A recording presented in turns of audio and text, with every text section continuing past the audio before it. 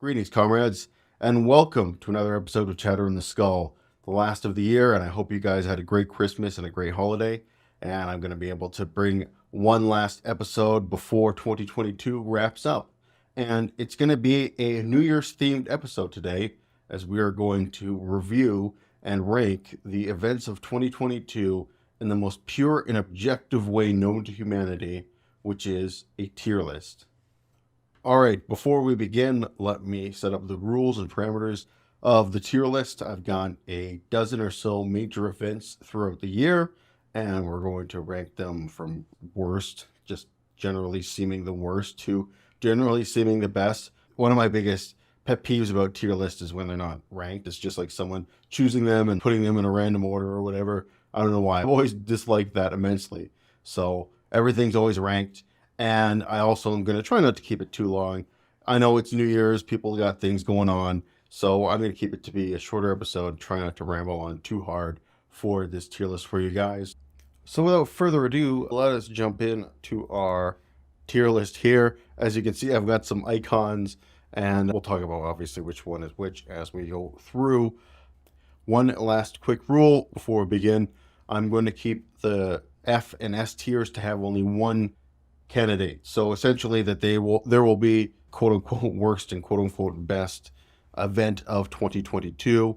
But I think the one thing we can say about 2022 is that it is a momentous year in history and an extremely tumultuous year as we talk about what I would think is pretty much unquestionably the worst event of 2022 and the F tier event, which is the Russo-Ukraine war. What's there to be said about this event that hasn't already been said in the past year? I've been talking about it. Everyone's been talking about it. It has been a world-changing event. There's no question about it. If I had come to myself 1 year in the past and told myself 1 year ago that not only would Russia invade Ukraine, but the war would still be going on almost now 1 year later, I would have said that that's insane. But here we are talking about the biggest conflict in Europe since World War II, and obviously the greatest humanitarian crisis, I think, probably of our lives. This has obviously killed an untold number of people, displaced an untold number of people, and continues to be grinding on right now.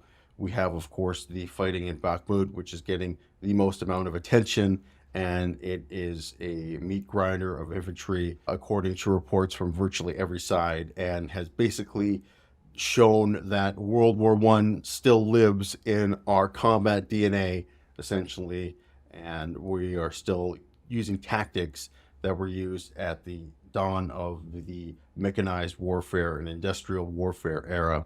It's crazy to be talking about it, and I hope that somehow things will resolve next year. It's hard to imagine now that we are in the position that we're in, this war ending anytime soon. So who knows what 2023 will bring, but this war has caused not just an obvious humanitarian crisis, but has increased certain goods and prices, particularly the price of food and oil, have increased due to this war. It has caused an energy crisis in Europe.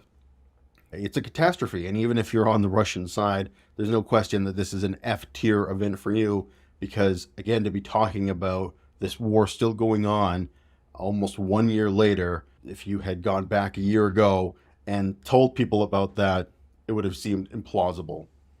In any case, I don't know what more can be said about it. I think it's the most historically impactful event to have happened this year, but it is also, without question, in my opinion, the worst thing to have happened this year. So the worst thing of 2022, the Russo invasion of Ukraine, and obviously we're going to keep talking about it well into 2023 and as long as the invasion keeps going. So now we are in D tier, and at the bottom of D tier we have the increased backlash against the LGBTQ plus community.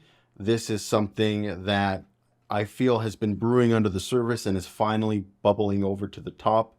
We have seen rhetoric against particularly the trans community increase in severity over the last couple of years, and now we are seeing people taking this kind of rhetoric and transposing it into real life in a way that we haven't seen previously. There have been, at least always been, violence on an individual level against people in the trans community and the larger LGBTQ plus community. However, we are seeing things get codified into law, particularly again against the trans community in a way that this year we haven't seen happen on this scale. And it is a genuinely terrifying thing. And one of the reasons why we've talked about this before, which inspired me to start doing this show, to push back against this rhetoric, particularly as someone who is a parent. I think it's very important to push back against it because one of the demographics that the conservatives like to target with their propaganda is parents. And I think it's important to say, you know what? Our children are going to be just fine without your help. Thanks. It's going to be okay. You don't have to worry. All right, next up is the overturning of Roe versus Wade. And this is another kind of blow that we should have seen coming. However, it still took us by surprise. And it's something that if you, again, went back and talked to me a year ago and said that in 2022, Roe v. Wade is going to be overturned, I would have thought that that was pretty crazy. However, again, here we are. And this is the first time, at least in my lifetime, that a right has really been rolled back and something has been rolled back. And it's been a moment, I think, for a lot of people on the left to take stock and to take notice and to realize that the fight's not over. And even if we do, quote unquote, win the fight, there's always the chance that things could be taken backwards. And in the same way that when you lose someone who's very close to you, it tends to reorganize your priorities. And sometimes good things can come from that. You still wish that you never lost that loved one in the first place. So while this moment has, I think, brought together a great moment of left-wing unity, maybe some of the greatest moments of left-wing unity I've seen in a really, really long time, it sucks that this pivotal moment, that this Supreme Court decision, which has lasted for half a century, had to be overturned to get there. So that's one of the reasons why it's not lower on the list, is that there is the silver lining here, but still obviously an incredibly terrible thing to have happened in 2022. All right, so let's move up to C tier, and at the bottom of C tier, and at the bottom of C tier, we have Kanye West going full Yadolf and stunning us all by the blatant pro-Nazi statements that he has said in the recent months have really flabbergasted a lot of people. And to see a person go this far downhill so quickly and to descend into this kind of realm of rabid anti-Semitism and feel to the point where he has to announce it very broadly to the world, it's been pretty crazy. Again, it's been one of the things that I'm trying to convince myself that we don't live in a simulation, but when stuff like this happens, it's pretty hard not to. But the one thing that I do like about this instance and about this event is that it has driven a stake right through the right wing and has basically put them on one side or the other, where basically you have to criticize him is what he's blatantly saying, which is pro-Nazi shit, or you have to basically try and either logically justify what he's saying. I've seen some like crazy mental gymnastics people will put themselves through, be like, oh, he's just talking about what happens behind the curtain and stuff like that, and he's just speaking truth to power, or he's just trying to get out of business deals is another one that I've heard. But either way, this has put a dividing line on the right where it's basically like you condemn this or you reveal yourself to basically be pro-Nazis. I think this has definitely helped stoke right-wing infighting. Maybe the whole 2015 to 2020 were the years of left-wing infighting, and 2020s and beyond may be the years of right-wing infighting. But this particular moment is going to drive a fierce and sharp dividing line between two camps on the right. And I don't know who's going to win. It's going to be something that we're going to have to watch moving into the future. But that's the reason why it's a C tier event. It's not something lower. So moving on to our next event, we have the Qatar World Cup, a C tier event, even though it was, in terms of a sporting event, it was quite a good sporting event. It was a thrilling final. Congratulations to Argentina for winning the World Cup. But of course, it had to come with all the baggage of being held in Qatar. Obviously, the Qatari team didn't do so hot when we were talking about the World Cup in our episode. We talked about the Qatari soccer team. Not great, not great to say the least. And they got knocked out pretty quickly. And despite the fact that this is a country that doesn't exactly have a lot of soccer history, they're holding the biggest soccer event. And in order to do that, they had to grease a lot of palms and basically build the stadium on the backs of broken and sometimes killed migrant workers. So, to quote one of my Discord mods, basically they said, "Why did the best World Cup of my lifetime have to happen in Qatar?" And it's an unfortunate stain that will be on the Qatari World Cup. However, that being said, it was a great sporting event, so that's why it's a C tier. Our last C tier event is going to be Elon Musk buying Twitter. Again, this is a C tier event because I don't know what's going to happen and has some good and bad things to have come out of this.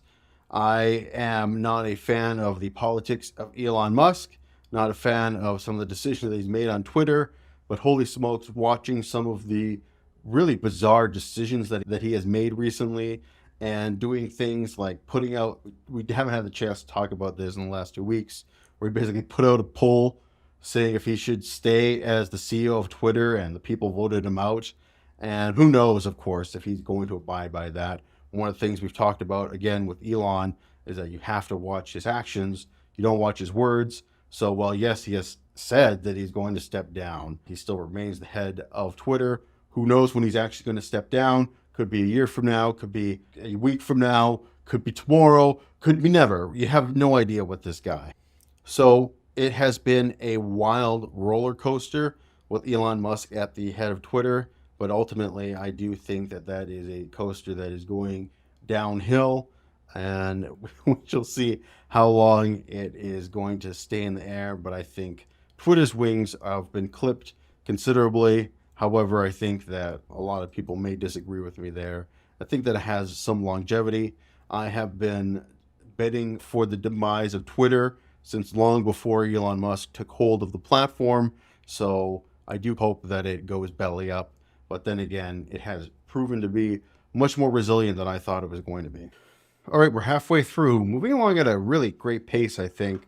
One of the things, I don't know if I mentioned this, is another pet peeve of mine, is when tier lists take forever and they're like an hour and a half long. No, too long.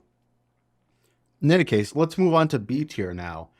At the bottom of the B tier, I'm going to put what I call the Trump slump as the bottom of the B tier. Again, if you told me a year ago that Donald Trump would be struggling to maintain his control over the Republican Party, I again thought you would be crazy. But here we are, and Donald Trump is barely holding on to the Republican Party. By the polls that we are seeing, people are abandoning him in droves. His campaign is not looking so hot. And the big question for me is that actually going to stick? Is that actually going to stick moving into 2023? We've seen this guy rebound before, but are his political prospects well and truly done? I'm not sure, to be quite honest. He is a guy that I don't know if you can ever count him out, because he does have a certain charismatic hold over the base of the party, and there does remain a core that will basically be ride or die with him and that will never let him go. So it is an interesting dynamic brewing in the GOP right now. I put this as a B tier event because I'm not sure if having Trump be kicked to the curb is necessarily that good for leftist politics. The main reason being is because I think DeSantis is superior to Trump in terms of the amount of damage that he can do, in terms of his also general electability, and in terms of being a more efficient operator of the levers of power. I also think DeSantis will be superior to Trump in that regard. The one thing, though, that really makes me not want to discount Donald Trump is, again, his charisma. It is like a wild card, and it can get him out of just about anything. And that is the one thing that Ron DeSantis just does not have. He just does not have that kind of charismatic X factor that Donald Trump does. And my big question is, when the actual debate comes in 2024, is that X factor still going to be able to carry the day? I don't know, but it will be interesting to see nonetheless. All right, next up for B tier, we have anarchy in the UK, or the UK implosion, whatever you want to call it. I'm not quite sure what happened in the United Kingdom earlier this year, where they went through 3 prime ministers in the span of a couple months. However, we saw the installment of Liz Truss as prime minister. I'm sure most people have already forgotten about her. At this point, the only thing about Liz Truss's tenureship, which will outlast her, is of course the meme of the lettuce, the head of lettuce lasting longer than her tenure as prime minister. And that, I think, will be a hilarious. That is my favorite political meme of 2020. It's a hilarious meme that will probably be around for a while. It's our 2020 equivalent of the Jeb Bush meme, essentially. So if you're living in the UK, this is probably not a B tier event for you. This is B tier mainly because of the entertainment value that it brought, and also because of how devastating this really is to the conservative brand. And I do think it will do lasting damage. And essentially, the next election is going to be Labour's to lose. Shouldn't say much about Keir Starmer. I don't know the guy. I haven't really been following him too much. Obviously, I really like Jeremy Corbyn, but it's tough to bring the guy back when he got spanked so badly.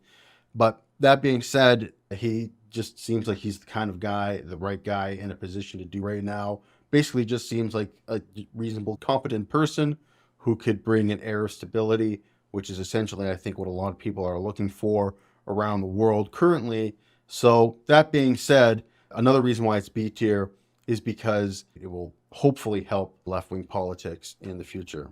However, the new Prime Minister, Sunak, sorry, I probably butchered his last name, I do think it is doing the right thing, which is essentially just blending into the woodwork. He is being as transparent as possible in terms of not being visible, not in terms of like a transparent government, but he's being as invisible as possible, saying as little, doing as little, rocking as few boats as possible, which is the thing that he wants to be doing right now.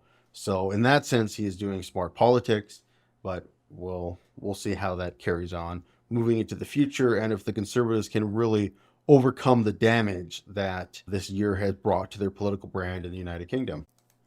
All right, let's round off the B tier.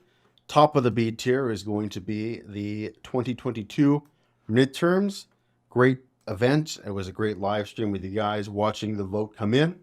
Obviously, it didn't end up being an A tier event, I think, because when all the votes were counted, the Republicans did take the House. They flipped the exact number with the Democrats.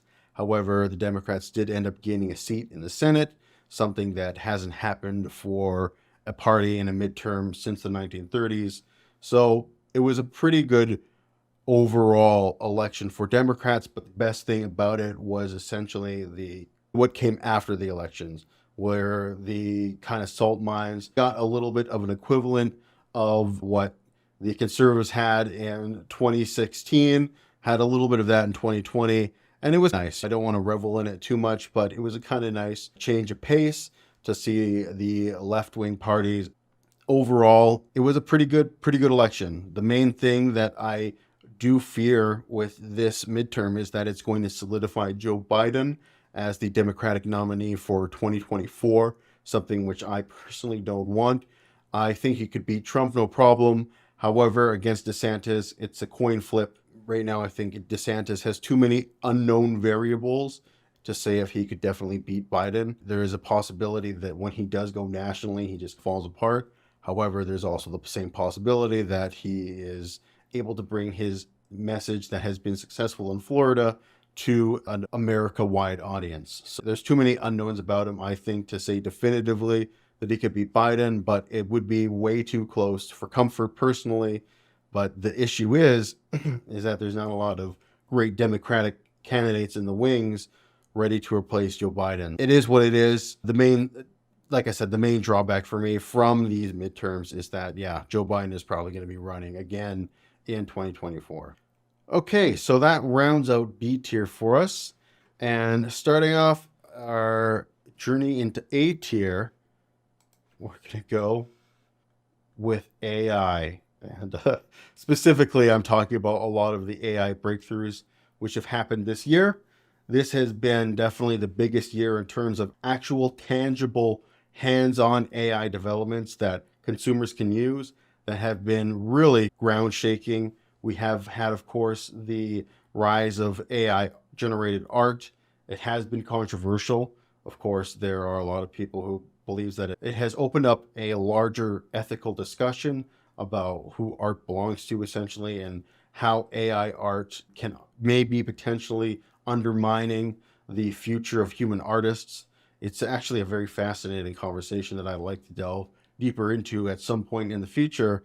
But I do think overall that these AI advances are extremely positive. I'm a big believer in the power of AI. I want to push AI to its limits. Maybe people disagree with me there. I am not afraid of the rise of AI. I think it's all holds barred. You put me in charge of the AI program, I'm putting the pedal to the metal, fast as we can go, develop, develop, develop. So I think that a lot of these breakthroughs have been spectacular and incredible technology. Of course, we had recently the PT AI bot from OpenAI, which is the most comprehensive chatbot I've ever seen, which offers a wide variety of applications and uses. And we are seeing AI infiltrate its way into things like video editing and voice modulation, and of course, deep fakes, videos being edited and faces being repurposed, lip syncing being retooled. All kinds of fascinating things are happening. One of the very, especially from a content creator's perspective, one of the very interesting things to me that is happening is the ability to bring in a lot of sophisticated filming technology into the hands of the individual. Things like being able to scan your face and being able to put it into a computer, and then basically being able to talk as I would be talking right now and have a rig on your face that would be scanning it into your computer and creating sort of an AI character that would be reading your lips and movements and recording it for you, in the same way that a lot of gameplay is captured for video games these days. These kind of tools are going to be more accessible to individual content creators and individual people. And I can't wait to see some of the creative things that come out of it. And I know that with AI, a lot of people are worried that it's going to ruin creativity. I think, at least at the point we are now, maybe at some point it will, but at the point we're now, I see a lot of ways that can enhance creativity. Just in the same way, it's more like a extremely advanced paintbrush is almost what I see it up being, right? It still has to have human input at some point to create. So it's not completely autonomous or anything like that yet, but it is absolutely fascinating. Sorry, I don't want to ramble on too much about AI, but it's obviously something that I'm very passionate about. And this year has been absolutely the biggest developments in AI that I've ever seen in my lifetime. All right, we're going to round out A tier. With the top of the A tier is going to be Kherson retaken, which is the biggest and so far best, I think, event to have happened in the Ukrainian war. I was tempted to put this the Crimean Bridge destruction, but ultimately I think Kherson being retaken is a bigger and more important event. Obviously, this was the first and only regional capital that the Russians seized in their initial invasion, and their main staging point across the Dnieper River. Losing that makes them lose their toehold across the river, and of course their major regional capital, and is a massive, massive blow to their prestige, and of course gives them one less potential thing that they could use if they were trying to broker some sort of hypothetical peace, which in my opinion is extremely unlikely. And realistically, any Russian peace deal put on the table, I think Ukraine would be foolish to accept just about any peace deal outside of utter capitulation for the Russians at this point, as they are winning and they continue to be doing better than just about anybody expected. So they really don't have any purpose to stop fighting until the Russians leave their territory. So I think that, yeah, there's no reason for the Ukrainians to sue for peace until they reclaim everything that they have lost. In any case, it's really tough, I think, to understate the value that retaking this city has for the Ukrainians, has for Ukrainian morale, and basically for the cause of the Ukrainian people, and to keep, of course, our support going towards the people that really need it over there. So with that, that brings us to the last and best thing to have happened in 2022, in my opinion. And if you understand by this little icon that I have here, it is essentially the ending, knock on wood, of the COVID-19 pandemic. That is, so long as you are outside of China, where things continue to be quite a sticky situation. Basically, so long as you're outside of China, COVID-19 has been old news for you. One thing I will say, however, is that I do keep in touch with news from places like Korea and Japan. And in those countries, coronavirus still dominates the headlines. Like all Korean and Japanese newspapers I see, it's always like corona, corona, corona, the corona cases. They're still reporting them. So it's still very big news in Asia. And I think part of this is due to the fact that they are right next to China, and the coronavirus and China are not having a good time right now. And again, it remains the only place basically where the pandemic is at the top of people's minds. Over here in Canada, haven't really thought about it in months and months and months. And it's been awesome. It's been awesome to hopefully put this event behind us. One of the really interesting things I thought reflecting on this period and on this pandemic is that essentially that it followed almost an exact timeline and trajectory of the Spanish flu. And Spanish flu was essentially 2.5 years, coronavirus essentially 2.5 years.